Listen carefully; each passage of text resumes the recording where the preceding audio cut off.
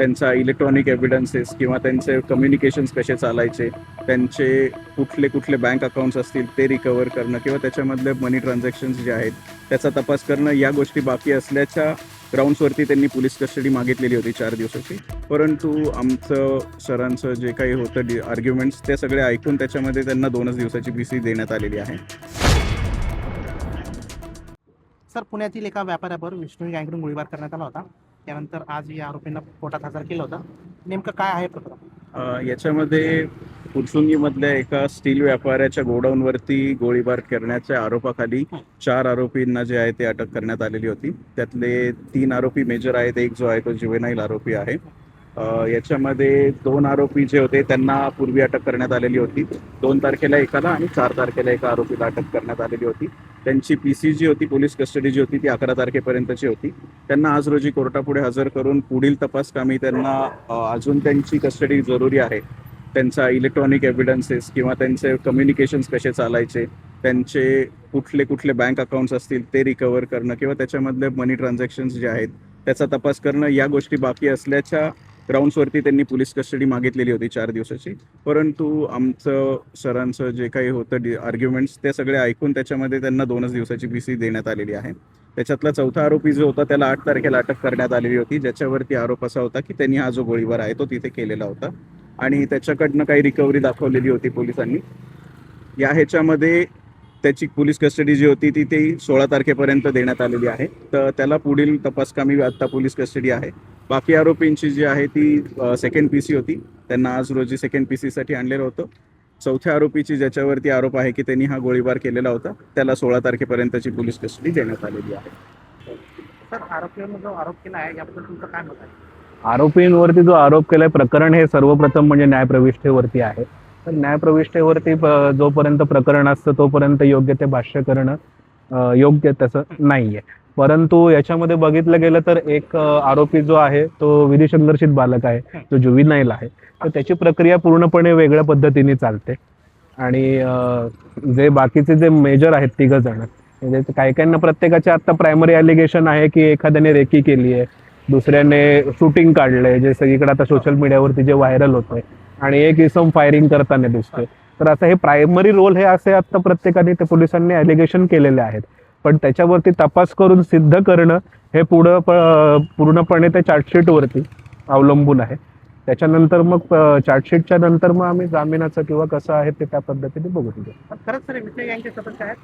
नाही, ते प्रकरण अजून न्यायप्रविष्ट तपासाच्या अंतर्गत आहे. पोलिसांनी आरोप केला, म्हणजे पोलिसांनी सांगतात की विष्णू गँगचा गोळीबार करण्यात आला आहे. एक पोस्ट सुद्धा व्हायरल झाली होती, यांचा आपण पाहिलं असेल व्हिडिओ होता. पोस्ट व्हायरल झाली होती, पण मुळात जर बघितलं गेलं आता त्याच्यावरती भाष्य करणे योग्य नाही, न्यायप्रविष्ट आहे, तपास अजून चालू आहे.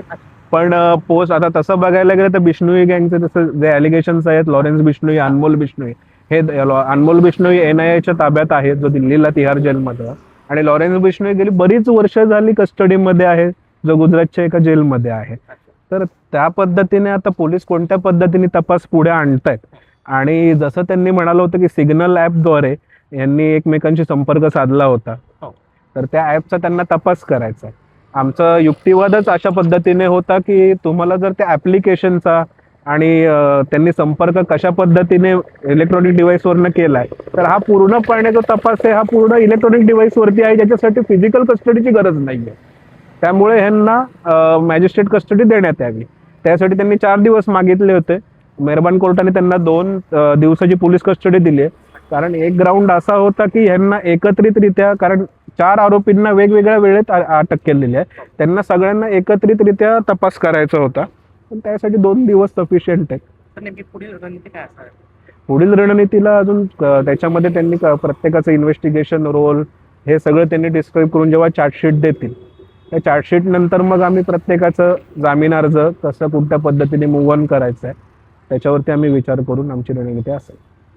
सर, पुण्यातील एका व्यापाऱ्यावर विष्णू गँगकडून गोळीबार करण्यात आला होता. त्यानंतर आज या आरोपींना कोर्टात हजर केलं होतं. नेमकं काय आहे प्रकरण? याच्यामध्ये फुरसुंगीमधल्या एका स्टील व्यापाऱ्याच्या गोडाऊनवरती गोळीबार करण्याच्या आरोपाखाली 4 आरोपींना जे आहे ते अटक करण्यात आलेली होती. त्यातले 3 आरोपी मेजर आहेत, एक जो आहे तो जुवेनाईल आरोपी आहे. याच्यामध्ये 2 आरोपी जे होते त्यांना पूर्वी अटक करण्यात आलेली होती. 2 तारखेला एकाला आणि 4 तारखेला एका आरोपीला अटक करण्यात आलेली होती. त्यांची PC जी होती, पोलीस कस्टडी जी होती, ती 11 तारखेपर्यंतची होती. त्यांना आज रोजी कोर्टापुढे हजर करून पुढील तपासकामी त्यांना अजून त्यांची कस्टडी जरुरी आहे. त्यांचा इलेक्ट्रॉनिक एव्हिडन्सेस किंवा त्यांचे कम्युनिकेशन्स कसे चालायचे, त्यांचे कुठले कुठले बँक अकाउंट्स असतील ते रिकवर करणं किंवा त्याच्यामधले मनी ट्रान्झॅक्शन्स जे आहेत त्याचा तपास करणं, या गोष्टी बाकी असल्याच्या ग्राउंड्सवरती त्यांनी पोलीस कस्टडी मागितलेली होती 4 दिवसाची. परंतु आमचं सरांचं जे काही होतं आर्ग्युमेंट्स ते सगळे ऐकून त्याच्यामध्ये त्यांना 2च दिवसाची PC देण्यात आलेली आहे. त्याच्यातला 4था आरोपी जो होता त्याला 8 तारखेला अटक करण्यात आलेली होती, ज्याच्यावरती आरोप असा होता की त्यांनी हा जो गोळीबार आहे तो तिथे केलेला होता आणि त्याच्याकडनं काही रिकव्हरी दाखवलेली होती पोलिसांनी. या ह्याच्यामध्ये त्याची पोलीस कस्टडी जी होती ती 16 तारखेपर्यंत देण्यात आलेली आहे. तर त्याला पुढील तपासकामी आता पोलीस कस्टडी आहे. बाकी आरोपींची जी आहे ती सेकंड PC होती, त्यांना आज रोजी सेकंड PC साठी आणलेलं होतं. 4थ्या आरोपीची ज्याच्यावरती आरोप आहे की त्यांनी हा गोळीबार केलेला होता त्याला 16 तारखेपर्यंतची पोलीस कस्टडी देण्यात आलेली आहे. सर, आरोपीवर जो आरोप केला आहे याबद्दल तुमचं काय मत आहे? आरोपींवरती जो आरोप केलाय प्रकरण हे सर्वप्रथम म्हणजे न्यायप्रविष्ठेवरती आहे.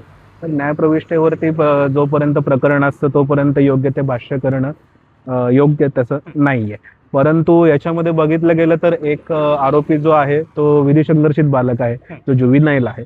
तर त्याची प्रक्रिया पूर्णपणे वेगळ्या पद्धतीने चालते आणि जे बाकीचे जे मेजर आहेत 3 जण, म्हणजे काही काहींना प्रत्येकाचे आता प्रायमरी ॲलिगेशन आहे की एखाद्याने रेकी केली आहे, दुसऱ्याने शूटिंग काढलंय जे सगळीकडे आता सोशल मीडियावरती जे व्हायरल होतंय, आणि एक इसम फायरिंग करताना दिसतोय. तर आता हे प्रायमरी रोल हे असे आता प्रत्येकाने ते पोलिसांनी ॲलिगेशन केलेले आहेत. पण त्याच्यावरती तपास करून सिद्ध करणं हे पूर्णपणे त्या चार्जशीटवरती अवलंबून आहे.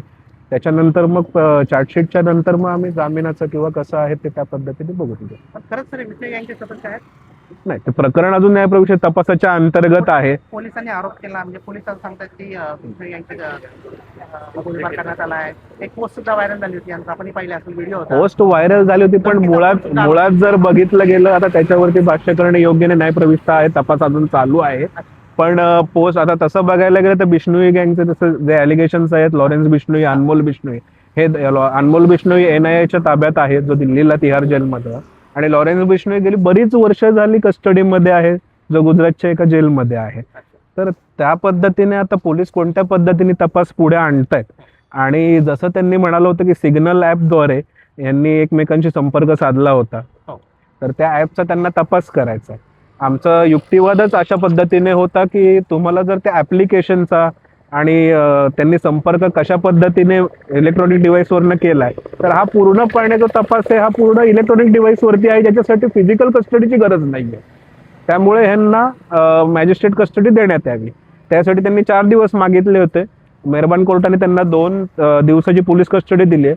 कारण एक ग्राउंड असा होता की ह्यांना एकत्रितरित्या, कारण 4 आरोपींना वेगवेगळ्या वेळेत अटक केलेली आहे, त्यांना सगळ्यांना एकत्रितरित्या तपास करायचा होता. पण त्यासाठी 2 दिवस सफिशियंट आहे. तर नेमकी पुढील रणनीती काय असणार? पुढील रणनीतीला अजून त्याच्यामध्ये त्यांनी प्रत्येकाचं इन्व्हेस्टिगेशन रोल हे सगळं त्यांनी डिस्क्राईब करून जेव्हा चार्जशीट देतील, त्या चार्जशीट नंतर मग आम्ही प्रत्येकाचं जामीन अर्ज कसं कुठल्या पद्धतीने मूव्ह ऑन करायचं आहे त्याच्यावरती आम्ही विचार करून आमची रणनीती असेल.